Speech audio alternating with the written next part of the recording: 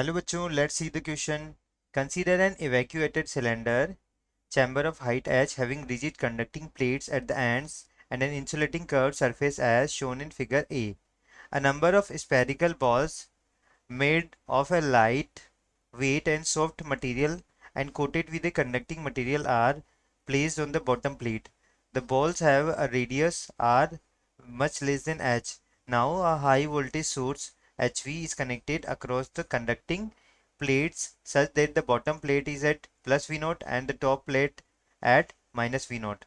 Due to their conducting surfaces, the ball will get charged and will become equipotential with the same plate are repelled by it.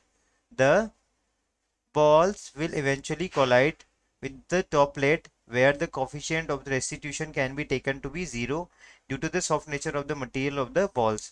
The electric field in the chamber can be considered to be that of a parallel plate capacitor. Assume that there are no collisions between the balls and the interaction between them is negligible. तो हमको क्या दिया हुआ है यहाँ पे, एक sphere दिया हुआ है, इवैक्यूएटेड स्फेयर, जिसके बॉटम पे क्या रखी हुई है, छोटी स्फेयर बॉल्स रखी हुई है जो कंडक्टिंग मटेरियल से बनी हुई है.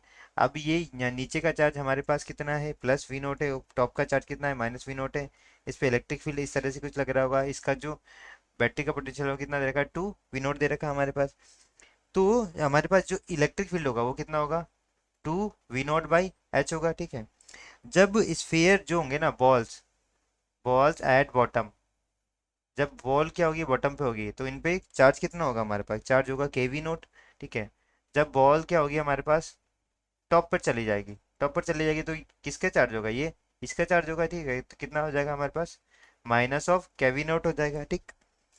आई जो होता है हमारा, क्या होता है, क्यू अपॉन टी होता है, टाइम.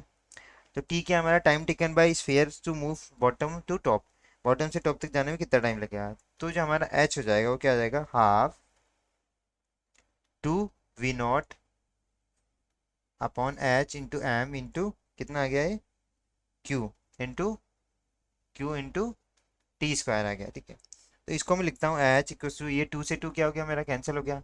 क्यू को लिख सकता हूँ के वी नोट, तो ये आ गया k we naught square upon m h into ये आ गया मेरा टी स्क्वायर आ गया. ठीक है. तो टी स्क्वायर की वैल्यू किसकी इक्वल आ गई है, एम एच स्क्वायर अपॉन के वी नोट स्क्वायर आ गया. ठीक. तो टी की वैल्यू क्या आ जाएगी मेरे पास, अंडर रूट ये मेरा क्या है, कैपिटल टी है, टी है.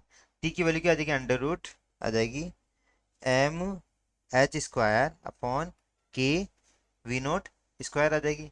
इस वैल्यू को मैं यहाँ पुट कर देता हूँ, तो आई इक्वल्स टू कितना आ गया मेरा, क्यू अपॉन टी की value under root M into h upon under root के इंटू वी नोट आ गया. ये वी नोट की वैल्यू क्या चली जाएगी, के वी नोट की वैल्यू ऊपर चली जाएगी.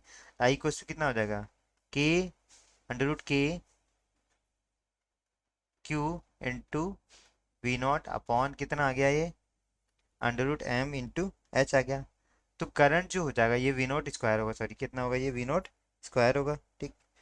तो यहाँ हमारे पास ऑलरेडी वी नोट है, के वी नोट है ऑलरेडी. हाँ, क्यू की वैल्यू हमारे पास, ये क्यू की वैल्यू कितनी है यहाँ पे, के वी नोट है, अंडर रूट के into K we naught upon under root M into H आ गया. तो ये कितना आ गया, वी नोट स्क्वायर आ गया. तो आई की वैल्यू यहाँ से क्या निकल के आई हमारे पास, k under root k we naught square upon under root M into h. तो यहाँ से हम देख सकते हैं जो करंट जो है ना हमारा, डायरेक्टली प्रोपोर्शनल है किससे, वी नोट के स्क्वायर के. तो कौन सा ऑप्शन करेक्ट हो जाएगा हमारा, ऑप्शन नंबर 1 करेक्ट हो जाएगा. The current average current in steady state registered by the ammeter is in circuit is given by v naught square. हमारा आंसर क्या हो जाएगा, answer option number 1. I hope you understood it well. Best of luck.